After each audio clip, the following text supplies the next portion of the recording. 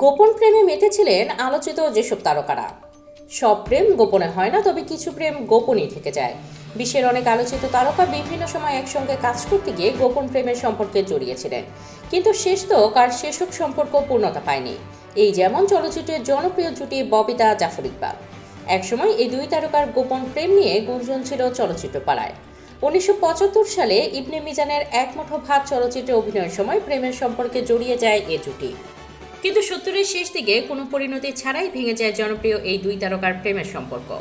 কথিত আছে জাফর ইকবাল তার জনপ্রিয় গান সুখে থাকো ও আমার নন্দিনী গানটি ববিতার জন্যই গেয়েছিলেন। উত্তম কুমার সুচিত্রা সেন জুটির মধ্যে গভীর গোপন প্রেম ছিল। অনেকের মতে গোপনে বিয়েটাও সেরে নিয়েছিলেন তারা, যদিও এর কোনো সত্যতা পাওয়া যায়নি। এই জুটি অভিনীত উত্তম কুমার প্রযোজিত অগ্নিপরীক্ষা চলচ্চিত্রের পোস্টার প্রকাশ হওয়ার পর দুজনের প্রেম নিয়ে প্রকাশ্যে আলোচনা শুরু হয়। পোস্টারটিতে লেখা ছিল, আমাদের প্রণয়ের সাক্ষী হলো অগ্নিপরীক্ষা। এছাড়া সুচিত্রার বাড়ির এক পার্টিতে উত্তমের সঙ্গে তাকে ঘনিষ্ঠ অবস্থায় নাচতে দেখে ছুরি নিয়ে মারতে গিয়েছিলেন সুচিত্রার স্বামী দিবানাথ।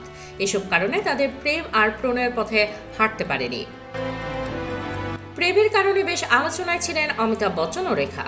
দো আনজানে ছবির শুটিংয়ের সময় সম্পর্ক ঘনিষ্ঠ হয় তাদের, যদিও অমিতাভের ঘরে তখন ছিল তার স্ত্রী অভিনেত্রী জয়া বচ্চন। এক দোকান করে এই গোপন প্রেমের খবর যখন পৌঁছে যায় জয়ার কানে, তখন রেখাকে তিনি সাফ জানিয়ে দেন অমিতাভকে তিনি কখনোই ছাড়বেন না। 1982 সালে কুলি ছবিতে অভিনয় করতে গিয়ে অমিতাভ বচ্চন গুরুতরভাবে আহত হওয়ার পর রেখার সঙ্গে তার গোপন প্রেমের ইতি ঘটে।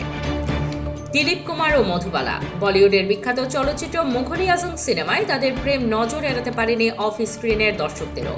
সেই সিনেমায় দিলীপের বিখ্যাত ডায়লগ মেরে আঁখোं से मेरे ख्वाब ना छीनिए শাহজাদি मैं मर जाऊंगा দেখলেই বোঝা যায় হৃদয়ে কতটুকু ভালোবাসা থাকলে এত গভীরতা দিয়ে ডায়লগ বলা যায়।